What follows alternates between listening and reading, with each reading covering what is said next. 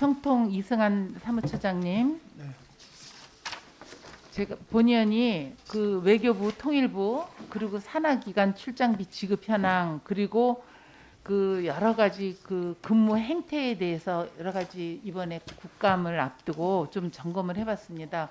그동안 우리 외통위가 해외 국감 위주로 하다 보니까 내부 산하기관이나 공공기관 또 대통령 직속기관에 대한 여러 가지 점검을 못했다는 얘기를 듣고 했습니다. 그런데 전수조사 결과 다른 부처 및 그 다른 기관과는 좀 다르게 민주평통에서 뭐 출장비 예산 방만하게 운영을 했고 또 그 근무 행태에 대해서도 제가 지적한 바가 있기 때문에 개선 방안을 좀 마련해 주시기 바랍니다.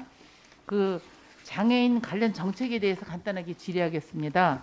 장애인 그 의무고용제도, 장애인 중증 장애인 생산품 구매제도 이 두 가지가 있습니다.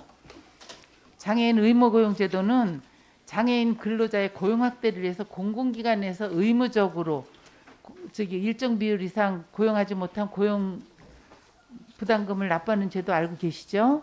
네. 예, 그리고 중증 장애인 생산품 우선 구매는 일반 노동 시장에 참여하기 어려운 중증 장애인들이 만드는 제품에 대해서 공공기관이 연간 총 구매액의 1% 이상은 의무 구매하도록 하는 제도입니다. 이거는 선택이 아닙니다.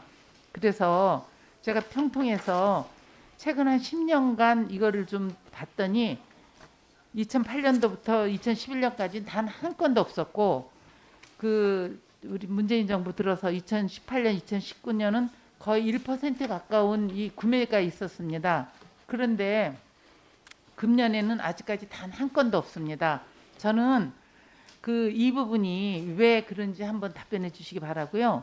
장애인 의무고용 제도에 대해서도 장애인 의무고용은 선택이 아닌 의무사항입니다. 그런데 2010년부터 현재까지 3번밖에 이행한 적이 없고 계속 미달하고 어떤 애는 아예 뽑지도 않은 애도 있을 정도로 그렇게 그 장애인 고용을 외면하고 돈으로 벌금으로 내고 있는데 특히 우리 평통은 대통령 직속기관 아니겠습니까? 그러면 예.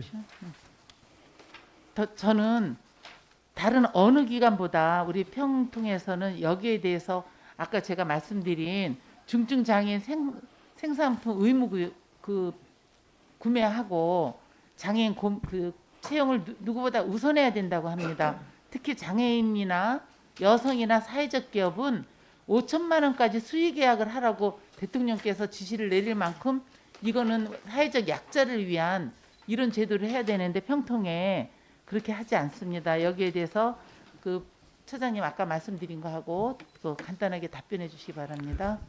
예, 우리 존경하는 김영주 의원님께서 지난 저희 국감에서 지적한 부분과 관련해서는 저희들이 있을 수 없는 일이 일어난 부분에 대해서 다시 한번 사과 말씀드리고요.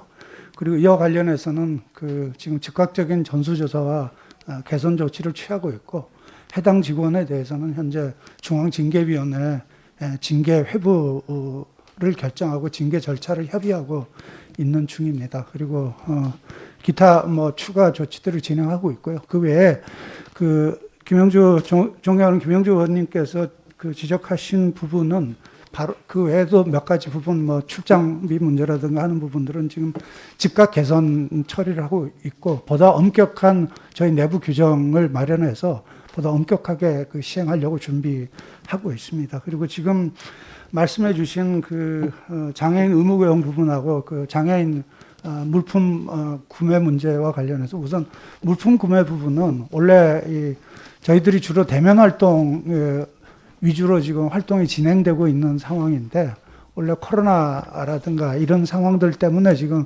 물품 구입 부분들이 일정하게 좀 잘 제대로 계획대로 진행하지 못한 부분들이 좀 있어서 좀 그러고 있고요. 남은 기간 동안 최대한 이 부분 그 비율을 채우도록 그렇게 노력하겠습니다. 그리고 장애인 의무 고용 문제도 일단 뭐 저희들이 지금 이 숫자가 적고 이런 부분 때문에 사실 고용 부분과 관련해서 이 수요가 적극적으로 창출되지 않는 문제가 좀 있습니다만 하여튼 이후 이 문제는 최우선으로 해서 적극적으로 처리하도록 노력하겠습니다.